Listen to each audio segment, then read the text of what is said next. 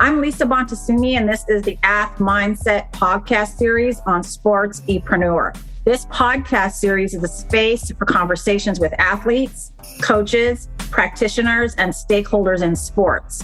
And it's where those individuals share their perspectives, experiences, and thoughts on mental health in sports. Eric Kazimoff of Sports-epreneur is generously hosting the AthMindset podcast series on his platform, as he deeply believes that these conversations are essential and deserve to be prioritized. This is the AthMindset podcast series on Sports-epreneur. Sports-epreneur, the content platform where sports, entrepreneurship, and mental health collide. If you are looking to start a podcast or create original content, you have to talk with the team at Sports-epreneur. I work with them and I vouch for them. It's that simple. Go to sportse.io to learn more.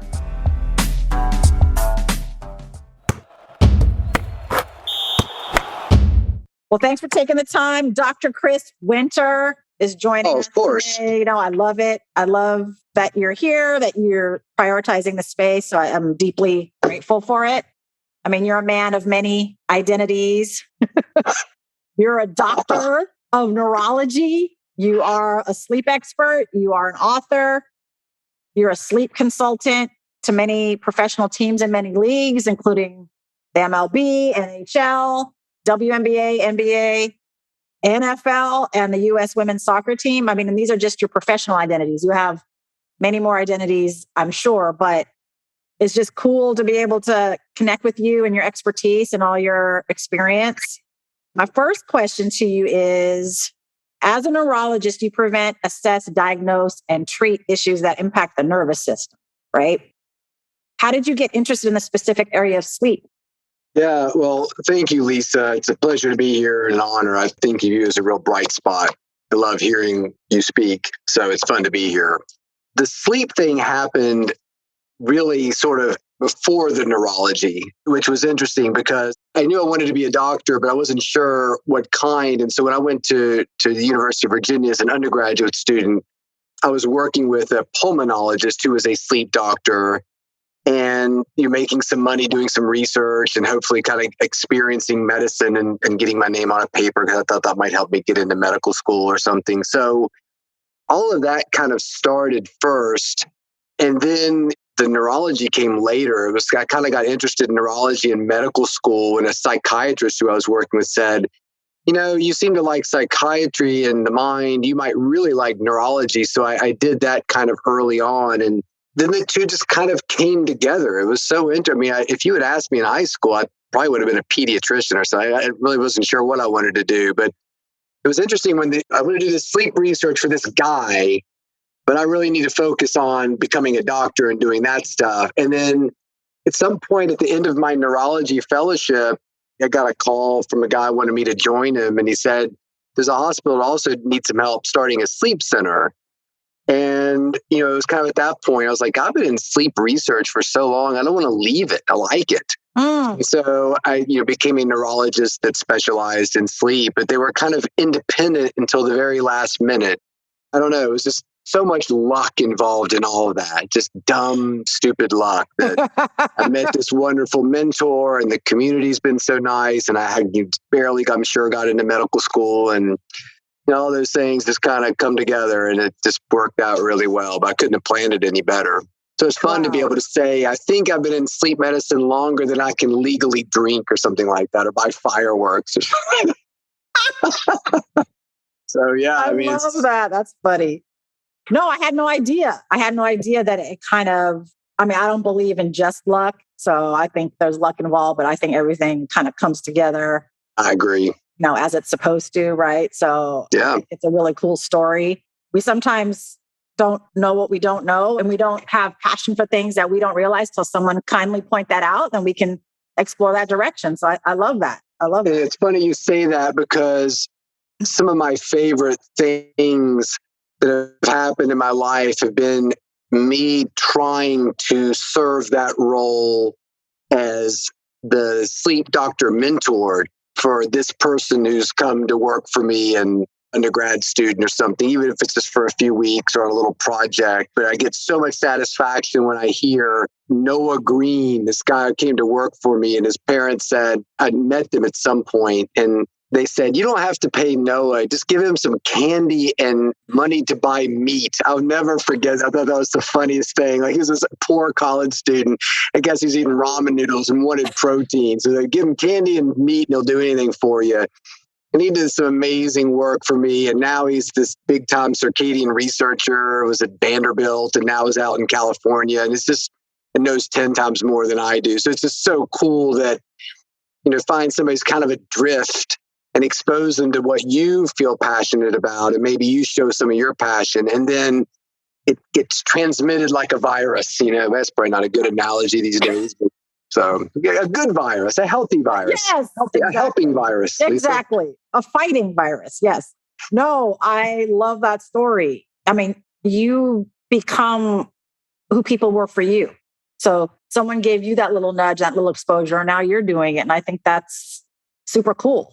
Yeah, it is. And sleep's so much fun. I mean, it's a fun thing to talk about. It's a fun thing to be involved in. You're never at a loss for a good story or a conversation starter. So it's not a hard sell.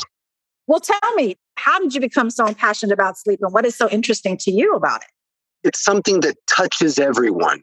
I don't meet people, on an airplane or something. Oh, what do you do? I sell insurance. What do you do? I'm a sleep specialist. I specialize in sleep. Where somebody's like, I've never had that, like, oh, okay. And they go on to their Sudoku puzzle or whatever. Like, it's like, so that's like they didn't know that existed. Or I do this weird thing in my sleep where I go to bed clothed and wake up naked. What do you think about that? Like, and sleep is just one step removed from like sex. It's kind of like, so when you're talking about sleep, it's kind of intimate, like, what do you do when you sleep? What do you do with the person you sleep with? What's going on at night when nobody's looking? And so, I don't know, it's just kind of this fun shared experience, and everybody's got something to a question or a comment or an interesting story. So, sometimes I would get on a plane and somebody says, what do you do? I'm like, I'm a neurologist. Oh, like a brain doctor? Yeah, well, my grandma's got Alzheimer's. And then that was it. But sleep, man, I tell you what, if you want to stay along at a dinner party, tell everybody there you're a sleep specialist, and grab your drink and sit down in the corner and hold court. I love it. I mean, I think what it speaks to is that it's universally relatable, is what you're saying. Yes, absolutely. And it's universally relatable, and something that we know a lot about and know very little about, or maybe think we know a lot about. Well, my grandma says that if you want to sleep well, you sleep with a knife and a fork and a spoon under your pillow. Yeah, right. Where the hell did grandma come up with that? So even just that is like, So yeah, I guess everybody drinks out of a cup. That's a shared experience. But there's not a lot of questions about that or mythology. And I've always said that sleep is this cool science that is at this intersection of real science, like cardiology or nephrology, pulmonology, but also myths. I guess heart doctors might feel that, like, love comes from your heart, and and the people thought that all kinds of things are going on in the heart before they realized it's all about the brain. But sleep is definitely the land of myth and legend and weird dream interpretation. And so I just find it to be and it's inclusive. It includes pediatrics, it includes psychiatry, it includes exercise physiologists, it includes everybody. Like, nobody's sort of outside of the sleep world, because it's sort of this domain that influences everything. Yes. No, that's cool. I love that. I think that first I want to just comment on anyone who's listening to this. Not all doctors are as friendly and relatable as Dr. Chris here.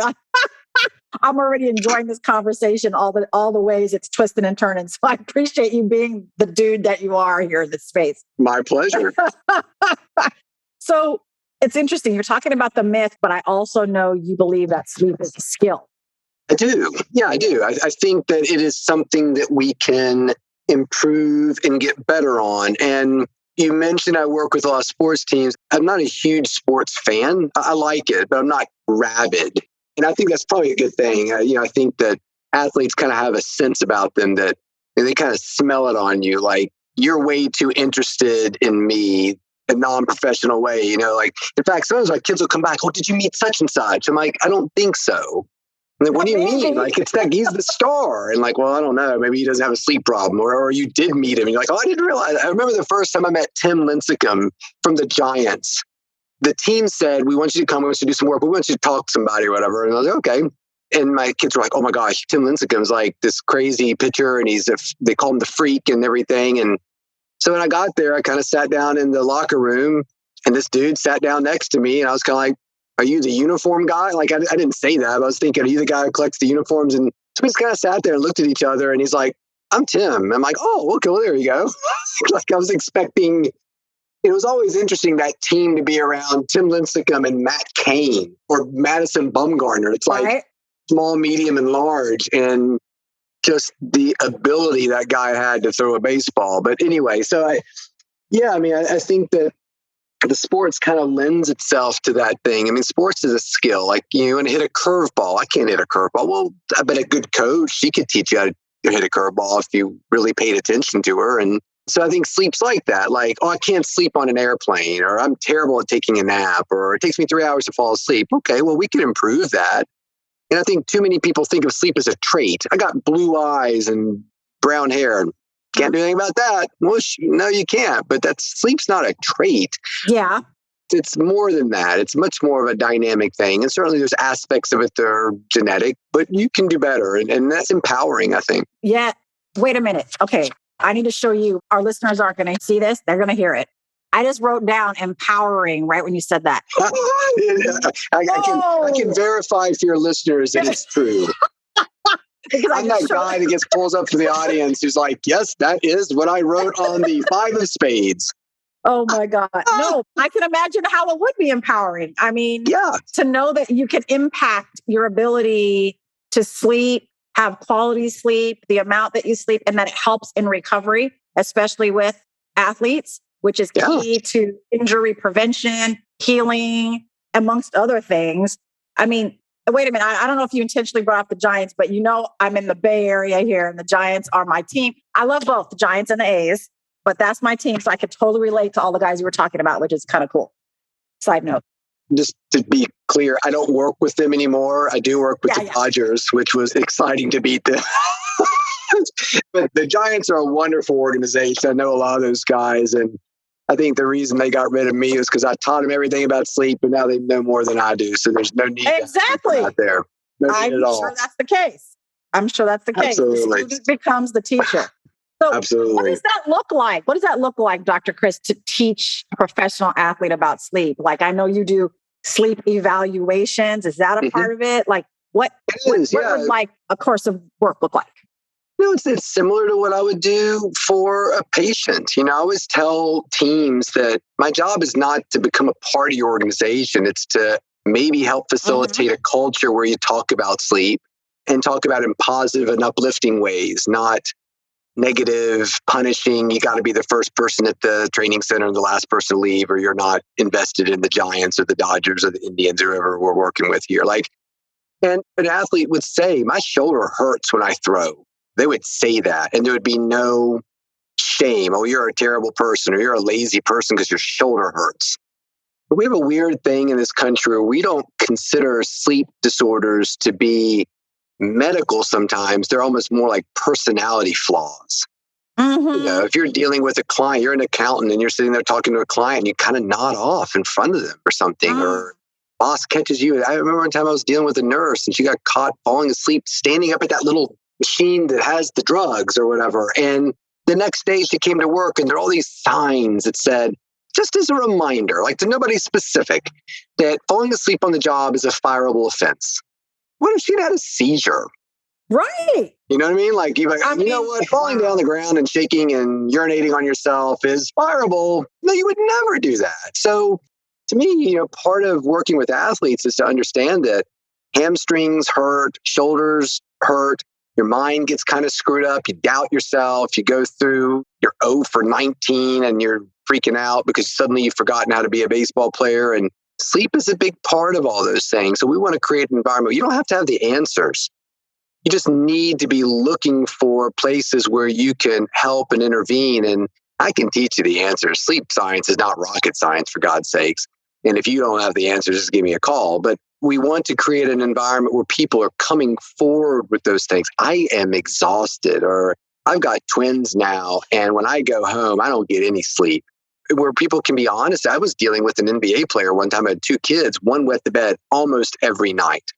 And so not only did the spouse not want the kids in their separate beds, but they weren't dealing with the enuresis, and they were all four in the bed together. He's like, man, I can't wait till we go on the road. Like, I love being on the road because I need to be away from this kid who wets the bed every night. He's like, because I go to bed, like, not even wanting to go to sleep because I know it's going to happen. So, like, let's just get it out of the way. And you're like, this is a guy who kids have on their wall. So to answer your question, what we do with athletes is what we do with patients. And that's why I always tell teams, look, I'm not that great of a sleep doctor. You can get all kinds of good sleep doctors out there. I can give you names of 20 that I look up to. But you definitely want somebody who deals with patients and not just we're going to invest in this technology that you wear on your wrist. And I mean, there's nothing wrong with that. But at the end of the day, he or she is just a person who's struggling with sleep and fatigue or something. And, the more experience you have in seeing those kinds of things clinically, the more you can impart that organization. I think that textbooks that these athletic trainers and strength and conditioning coaches use should have, okay, well, here's chapter 19 on how to fix an ankle that's been sprained and how you wrap it properly and how you do all those little physical therapy tools and all the stuff they use and heat therapy and all that stuff. And chapter 28 should be common sleep problems and how to address them, or at least get the ball rolling in the right direction. And so I think that'll be the case 10 years from now. They'll be, oh, we don't need you, Chris, because we're getting trained in that in our programs that are helping us take care of athletes, So we'll see. I hope so. I think that'd be a fun chapter to write. I think that'd be awesome. I mean, I think the areas of study and practice that we're in are similar in a lot of ways. You're in sleep. I'm in athlete mental health. And I think it's interesting because very similar. In fact, Lisa, 9 times out of 10, when I'm with a team, I'm like, I'm pretending to be a mental conditioning coach. You know what I mean? Like, because that's what sleep is, isn't it? Like, yes. And so I love sitting down and talking to people like you within organizations because there's so much crossover. It's like you and me and the nutritionist. We could all sit down and have dinner together. It's so much fun because the nutritionist is kind of pretending to be the sleep doctor at times. And the sleep doctor is kind of pretending to be and you are getting all kinds of complaints about sleep. Oh my God, my husband's going to leave me and I just can't sleep about it. I'm just, and so I need to get you ready to perform, but I also have to deal with this thing that you've got going on in your mind. And make no mistake, I mean, sleeping is a mental condition. It is a mental practice. And the biggest obstacle to great sleep for a lot of people is fear. It can be fear of all kinds of things. Fear of a creepy uncle who's passed away 10 years ago, but he used to come in my room at night, and I just, every time I go to bed, I think about that. Like, even though it's not going to happen, it's kind of irrational, but this is what's going on with me. So a lot of people can create almost a PTSD experience around an action that many people are just like, I just go to bed. I don't really think about it. You know what I mean? Like, one time, I'll tell you an interesting story. One time I was talking to a patient and he said, my father passed away and we had a very awful relationship until the end. When we really reconciled, it was fine. I had no grudges to my father. He passed away. I went to the house to get it ready to clean up with the realtor and sell. And I walked into a study and almost threw up because that's where I would come home from school. My father would be there. And if there was something, if he was angry about something, wherever, he'd take off a belt and just hit me with it. Wow. And he said, and I remember thinking about that two people, a realtor and this guy, walk into a random room in a house. One person has a visceral reaction to the point where they're about to throw up. The other point's like, this is a nice study. This will sell well. Like, we'll want to feature this in the ad for the ad. A lot of people are like that when they go to bed with their partner. The partner's like, bye, go to bed, whatever. More I stay up, I don't care. I mean, the other person, like an hour before bed, was already getting nervous. Like, oh God, I've got such a big day tomorrow. I've got to sleep well. Oh, do I have any sleeping pills left? Okay, I've got 2 left, but I need them. But I don't have a new prescription for another week. You're like this whole thing is going on that is not going on with the person who's 6 feet away from them. And unraveling that is, let's be real, it's not really a medical thing at times. It's very much a psychological performance, mental state thing that we have to kind of unravel and reprogram. That's fascinating the way you outlined it. And totally. I mean, I think you're speaking to the role of trauma in someone's ability to self-regulate, especially at the time you're supposed to be sleeping, which is recovery time. As an athlete, yes. So important. The brain is recovering, the body is recovering. And then the trauma, because a majority of the athletes I work with, and I don't think I'm unique in this, 80 to 90% of them have some kind of trauma experience, whether it's childhood trauma, environmental trauma, whatever, and it impacts sleep. I mean, it's one of the first things I assess for when I'm wondering about the level of anxiety and depression in someone, because that's where sleep disturbance comes in. It doesn't mean if you have sleep disturbance, you are depressed or anxious, but it is one of the criteria to really make sure we take a look at. It's huge. I think sleep too can be, you talk about the personality flaw, and mental health, it can be seen the same way. You know, like to have a mental health struggle or condition is like, you're not good enough or strong enough to manage it. So that is a judgment on you as a person because you don't know how to deal with that. Same thing with sleep. We just need skills. Yeah, I agree with you. I don't think sleep carries quite the stigma that you deal with. I think it's more okay to have a sleep problem than a mental health problem. I think it's getting better. True. I think we are definitely working towards a normalization of anxiety, attention problems, depression, bipolar mood disorder. I think that's becoming a lot less stigmatized. But yeah, I think you work harder with your people than I would with sleep. You have narcolepsy. Well, that's weird, but it's a real thing. Depression is a real thing. Like, why did you say real thing? You know, there's no such thing as, we're not dealing with unreal things here.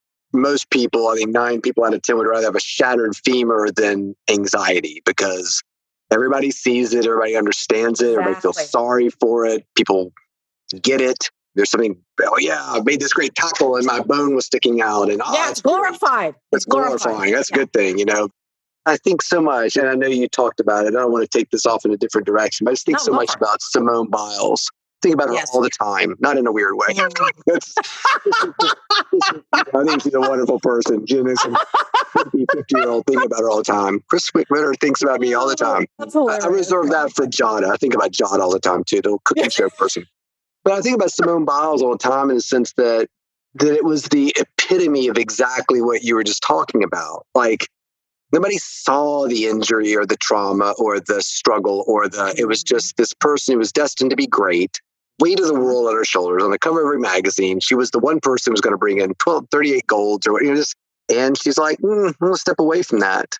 And I'm not in a great place right now. And I just think about that all the time. I think it's great. I haven't seen a lot of her lately. I would love to hear from her but it was just what she was displaying, I thought was so admirable that this is an Olympic competition. It's a game of checkers. Do you know what I mean? Like, it's no bigger, no worse. You're making it a big thing. But to me, it's a routine I've done a million times, and I'm just not feeling like I'm in a good place to do it. So I'm going to step away from it and not have another goal that will be less and less meaningful to me with every year that passes in my life. So I think she's remarkable. Yeah. What she did and who she touches in that story and those stories and like what she's doing now, I don't know all of what she's doing now, but I did see that she is the diversity and equity and inclusion sort of president. I don't know the exact title of a company that focuses on mental health. So I think that's cool. I need to do my research. That's awesome. Yeah. And I think the greats are kind of like that. It's not that they don't care about their sport, but it's not everything to them. I remember talking one time to Madison Bumgardner, and I kept trying to ask him questions about stuff, and all he really wanted to talk about was competitive calf roping. Like, it was the craziest thing. I'm like, man, you just had a performance for the ages. And he's like, I guess, but 3 days later, I probably would have been terrible. It just didn't register on his Richter scale. And even when you watch that game, which I've watched it before, like that last Game 7 in that 2014 World Series, he would come off the mound and just kind of sit in the dugout. And I remember my wife asking me, what do you think he's thinking about? I said, probably growing corn or competitive calf roping. I really don't think he's thinking, okay, 3 more innings and I'll be a legend. I genuinely don't think that's what he's thinking about. It's what I would be thinking about. 27 more pitches, 9 more outs, and I am a legend, or I could screw this whole thing up. And oh my God, I don't want to screw this thing up because this could be money, endorsements, future contracts.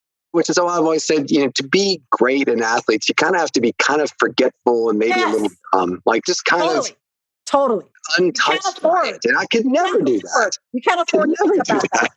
I know. That's why we're not great athletes, because that's right. No, it is. It's true. It's fascinating. It's forget about the pitching. It's just where are you at mentally right now, and how can I buy a little bit of that for myself? Well, that they trained on that, whether they realize it or not. Yeah. They learned that they can't afford to think about that way, or else they're just going to turn into a puddle right there before they even get. And it's so cool that people like you can practice that with them. That's again a skill. If you're not looking at it like a trait, it's something that you developed. And anyway, amazing. Exactly. So cool. I mean, I know that I often talk to my athletes about sleep hygiene. How would you describe that? And what are some tips that anyone listening could use to, what is sleep hygiene for one? And what are some tips that can help in that area? Sleep hygiene is sort of setting a stage for your sleep to occur well. Or another way you could think about it is there are variables related to sleep that are under your control, and you're doing a good job of controlling and managing. I mean, in a sports term, you're the manager. You're going to make sure the field is prepped and ready, and there's not big rocks sitting there in the infield. Your players are well fed, they're well rested, they've got a game plan. And then at some point, the manager just sits there looking kind of strange, this older man in a baseball uniform, and really he's not doing much deciding where we're going to pull this player out and sub a new pitcher in and maybe pinch hit somebody. I love baseball because once it gets rolling, I mean, I'm sure that's not true. They're telling me to steal and what pitches to do. But for at some point, it's just kind of like, maybe basketball is a better analogy. You run this defense or do this defense or sub in and out. But at some point, you kind of relinquish that control. And I think that's kind of what sleep hygiene is you're getting your sleep ready and to be as good as it can be. Great schedule, comfortable bed, super awesome pajamas, maybe a little noise machine, a little lavender spray, your favorite pillow, your bedroom's clean, the bed's made, all these great things. Its room's dark, quiet, no computers. I'm drinking a little caffeine now, but you've cut that out appropriately before you go to bed. And then you've controlled what you can control. And for some people, that will make a huge difference in the way they sleep. I love kind of ritual, like a basketball player, 3 dribbles, and then I shake my right shoulder, exhale, and shoot it. I do it that way every time. And I've done it that way since I played AAU basketball in 8th grade. You're kind of creating this thing when my body dribbles 3 times and shakes my right shoulder, it's time to make a free throw. I clear my mind, and it's that little, I'm good at it, 93% free throw. And to me, that's kind of what's happening with good sleep hygiene is that the lights are dim.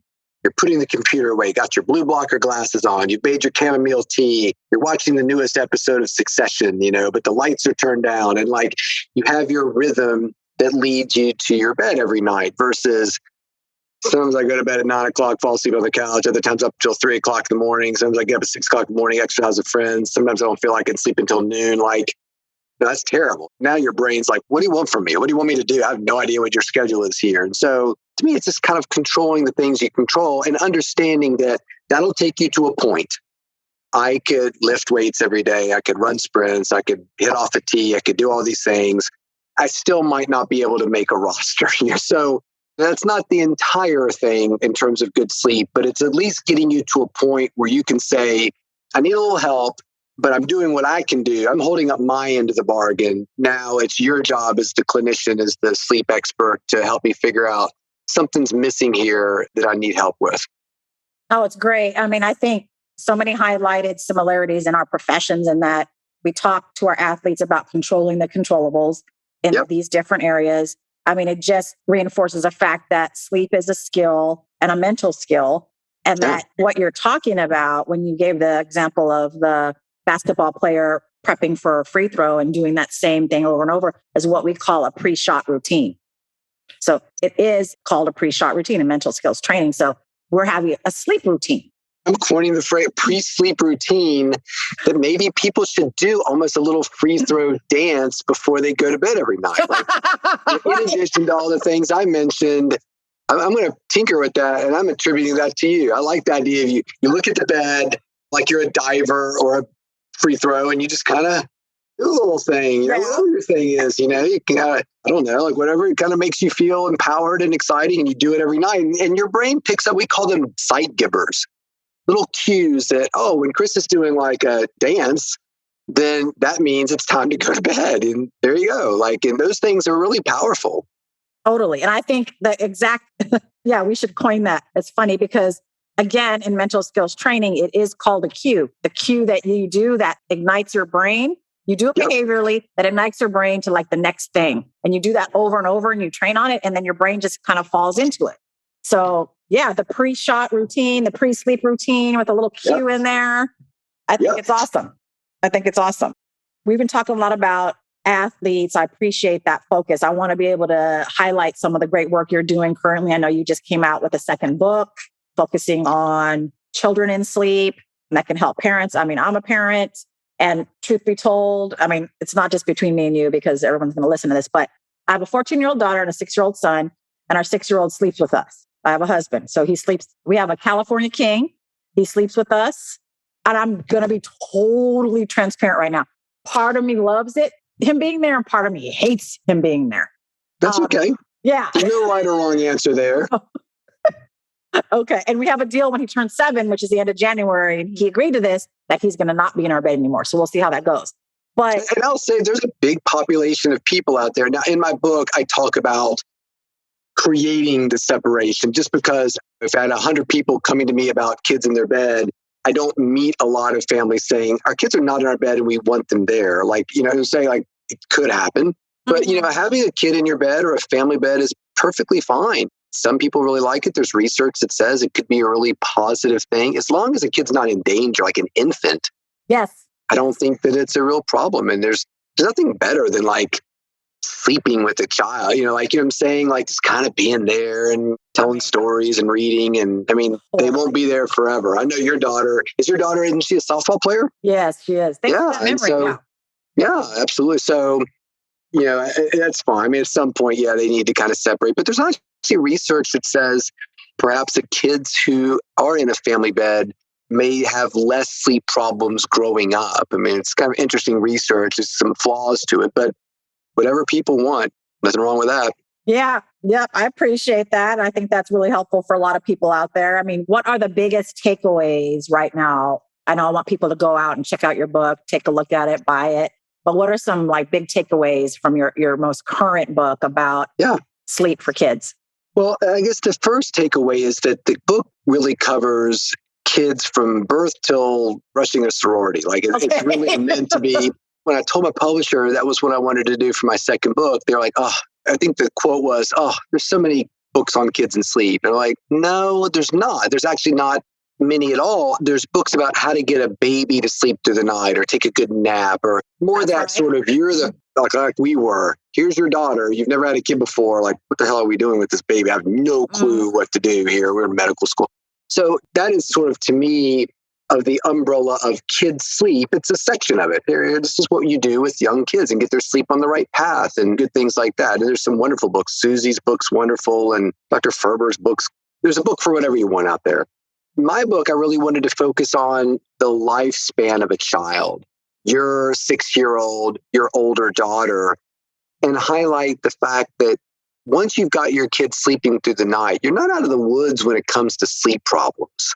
And I think there's this idea that, we did it. You're high-fiving your partner and you're like, yes, they're taking 2 solid naps. They go down at 8:00. They don't wake up until 7. And we did it. And everybody's praising, oh my God, you're the best mother and father. Our kid's a terrible sleeper. And you just nailed it. And they're only 8 months old and sleeping through the night, like sleeping through the night. Man, that was the big STTN, like you nailed it. It's like a video game. Like, yeah, totally. we were sleeping through the night by 8 months. Won. We won. Yes. And I think that particularly, and this was all completely, again, sort of dumb coincidence that it happened during COVID, that kids have a lot of sleep problems. And COVID created an amplification of that problem like I've never seen.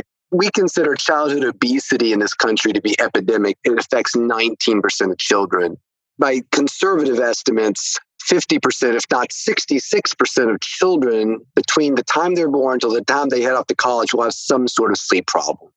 66%, 2 out of 3. So these are not rare problems. And you look at the incidence of depression, ADHD, obesity, diabetes, whatever condition you think is common in kids, sleep problems dwarf them.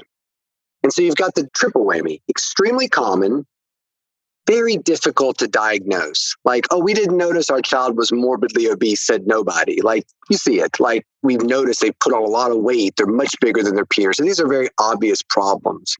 Depression maybe is a little bit more difficult to pick up on.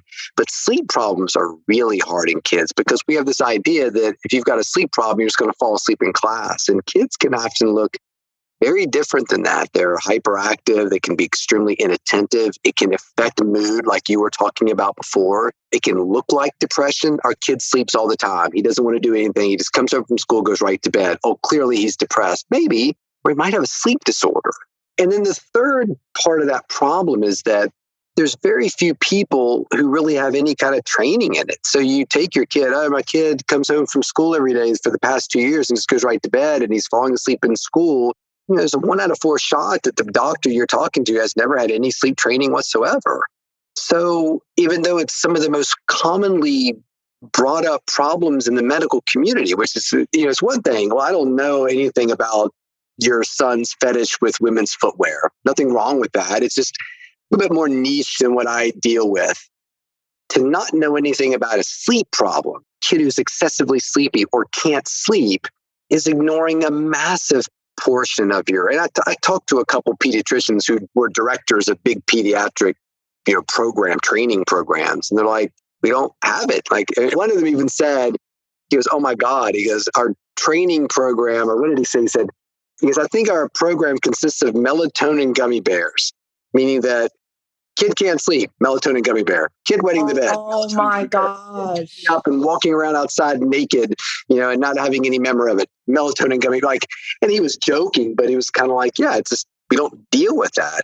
It's almost like we think that's psychiatry. And psychiatry said, no, that'd be neurology. Neurology said, no, that's pediatrics. And nobody sort of owns it. And so no one owns it. Mm-hmm. Your parents, so I was just kind of like, let's just write a great book, a fun book for parents to read so that they can educate themselves about sleep and maybe recognize something in a kid and be able to advocate for a kid if it ever happened to them. Yes. No, I think that's great. I think it's so important and valuable. I think that ownership piece is tough because then who really can claim the research and the practice of it to help people? Yeah. And, while you were talking, I think there's so many ways that this impacts all families with athletes in them at different places. Like the parent could be an athlete and this impacts them, just like the story about the NBA player. It could be a sibling. So it could be your And parent. we say that all the time. Like when I work with a team, I'm working with not only the nuclear team, but I have all the time a player come out like, man, I don't have any problem, but my wife does this. And yes, I tell them all the time, I don't mind being the bad guy or the person who's bringing it up. Like, oh, honey, I don't mind that you snore and sound like you're killing small animals at night, but this guy over here thinks it might cause you to have a stroke, and I don't want you to have a stroke, but I love your snoring. And he's like, man, you've got to help me because I can't hear out of this ear anymore because she is so loud at me. I remember one time we were at spring training, the team sponsored a dinner for all the spouses and the partners and the kids to come. And I just gave a fun lecture about sleep. And then we ate burgers and they could come up and ask questions. And it was awesome. So yeah, you're absolutely right. My sleep is dramatically affected by my family. I mean, even in normal things, you're picking up your daughter from your travel softball game and having fun, but it impacts your sleep too. Like, oh, we're driving to Philly this weekend for a tournament. Okay, well, I was hoping to catch up on my sleep because I had a few projects due or some things due, but I guess I'll be in the car going to Philly to watch softball, which is awesome. But everybody's kind of intertwined there. I remember one time I was working with an NBA player from another country, and the team said, we got a problem. His wife just had a baby. I'm like, oh, that's awesome. Is the baby problematic? They're like, no, but in his country, it's tradition for his side of the family and the wife's side of the family to come and live with the daughter who's had the baby and help take care and do stuff. So like these Eastern European families had descended upon this town and were living in their little 2-bedroom, so he wouldn't leave the training center. Like 10 o'clock at night, he's like in there looking for something to eat, and he's working on his free throws, and like man, you need to go home and be with your family. It's like, no, it's not a great place for me right now. Yeah, I can't rest. It was just like the whole situation was going on. And I just can't make these things up. They're so much fun to work on. No, it's great. Again, these are real life humans with families, with human experiences. There are. Yes. I mean, and we figure out ways to cope. He's trying to get away and try to rest and have some peace and quiet and maybe sleep. Yeah. But with all of them there, it's not really possible. That's right. I love the stories. I love the real life experiences. I mean, you've done a lot of work. You've touched many people. I love it. I know there's room for us to continue to collaborate. So I appreciate those opportunities. And I've been asking you a bunch of questions. Is there anything you want to make sure that you say to anyone who's listening about sleep, the value of it, any tips, anything? No, I mean, I appreciate the platform. I guess what I would say, one of my least favorite phrases is can't sleep. And so I guess what I would say is I'm deputizing everybody kind of listening to this podcast. And if you've got a friend, and everybody does, like Gladys in HR, this guy work at the shop and always talking about how he can't sleep, that you can. It would be nice if in a kind and supportive way he said, Carl, you always talk every morning about how you didn't sleep at night. And you can. There's so many good books out there and resources and things that we shouldn't allow people to suffer, because what happens is over time, it transforms from a problem to an identity. I'm the guy that can't sleep. Lisa's this amazing mental performance person I work with. And then I got Jonathan over here who makes the most amazing Italian food. When you go over to his house, he's incredible. And I just believe that every kid and adult has to have something. You're going to create an identity in some way. And hopefully it's positive. And I think for some people who really go to bleak places with their sleep or are really struggling in need of help, they stop looking and it almost transforms into their thing. I'll never be a great chef. I'll never be Lisa and have this amazing situation that she's got. But my God, I can be the person with the worst sleep in the world and tell everybody about it. And, I think that we should really help people and point them in the right direction. And that's what's so fun about what I do and writing some books and getting some, it just makes my day. It's why I like social media. Every now and then I get this post, some random post from some random place in the world. It's like, I read your book and it changed my life. Like, I almost feel like taking the rest of the week off. Like, I'm done for the week. Like, Mountain such and such's life in Portland, Oregon. And I just love it. And even somebody says, I didn't like your book, I always find something positive out of that too. But it's nice to be able to touch people. And it's nice to be able to talk to you on here and maybe reach a few more. That's what doctors are just trying to do. We're just trying to help people. That's for sure. Yes. No, I love it. I love it. Super valuable. Like, our behaviors don't define who we are. That's right. It's like, they can always be better. Yes. It's like almost, I don't have the skills I need to sleep the way I want versus I can't sleep. Two different things. That's exactly right. That's exactly, and I always tell people there's no such thing as can't sleep. Yeah. It's like, I can't breathe. Well, that's a terrible thing to say. God, when you can't breathe, you die. I think we figure that out very clearly. And so can't eat, can't drink water, can't sleep. These are not things compatible with human existence. Yes. So we always want to be using the words like, instead of saying I can't sleep, how about say I'm not sleeping to my satisfaction, or I feel a certain sense of unease with my sleep, or, because now all of a sudden you started down a more constructive path, versus when we talk in those ways, you would think, well, what's the harm? Well, look at Michael Jackson. He's king of pop, is telling doctors, I can't sleep, and I'm getting ready to embark on this big tour. I got a lot of anxiety in my life, and we killed him. Doctors killed Michael Jackson. There's no two ways around it. And he was looking towards a medical community for an expertise. He had a real problem. He really needed help. But his problem was not that he couldn't sleep. That was not Michael Jackson's problem. It's not anybody's problem. But when we don't redefine what we're doing and we rely on people to redefine for us, like doctors, it may not happen. And I ask doctors all the time, like, why did you give this patient this drug? Well, he said he couldn't sleep. Well, do you know that's not possible? And what did you do to investigate that? What questions did you ask? And I didn't. He said he couldn't sleep and I may be nervous, so I drugged him. So Wow. A long ways to go, but talking and communicating and just getting the word out directly to people is the way you do it, I think. I agree. And I know there's lots of other things you could be doing on this evening, and you chose to spend it here and touching the people that listen. And that is very, very much appreciated. This conversation will touch people. So I appreciate it. I really do. Anytime. And I know you mean that, because I've cashed in on that. And you mean that, so. Listen, I'm not good at many things, but I love to talk about sleep with a willing audience. So, and there's so much to learn and so much to gain. There's so much. I mean, absolutely. And, the more we talk about it in positive, fun ways and make it engaging and make it seem approachable, like, it's kind of what it's all about. Like, you've got answers. You've got answers for people who are struggling with performance issues, mental health issues. And it's fun to be able to kind of talk about those because, like you said, if it touches one person, there's no reason why that person couldn't be sitting around at a dinner party at some point and say, hey, listen, this is what really worked for me. Like, I really started to get my schedule together, some AM exercise. Chris talked about some light, and you're really trying to get a lot of light in the morning and watch out. And I just really cut alcohol out of my life, and it's changed my sleep forever. Maybe that works for the next person. Maybe it doesn't, but it gets them in that problem-solving mode versus I'm 38, can't sleep, and I'm screwed. Yeah. So absolutely. It's what we want. We'll go back to your word, empowering. Yes. Empower people. It's not like a secret. You can do it. Everybody out there can sleep. And if you can't, somebody out there can help you. There's a sleep specialist within 20 miles of you that's a star, and they're all over the place, and they're really good people. I've never met a terrible sleep person. Just great people. They just really are Well, if they're anything like you, I believe it. And I really appreciate it. I look forward to staying in touch, and thank you for everything that you lent to this space and your knowledge, your humor, your humanity. And I really appreciate it. So thank you so much. Absolutely. I'd love to connect with you next time out in the Bay Area.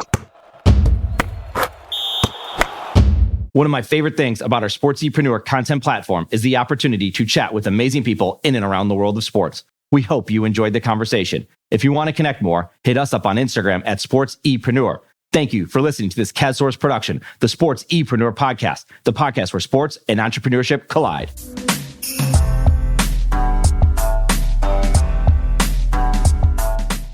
Sportsepreneur is a content platform, a collaborative team, and a marketing brand that is all about showcasing leaders and difference makers in and around the world of sports.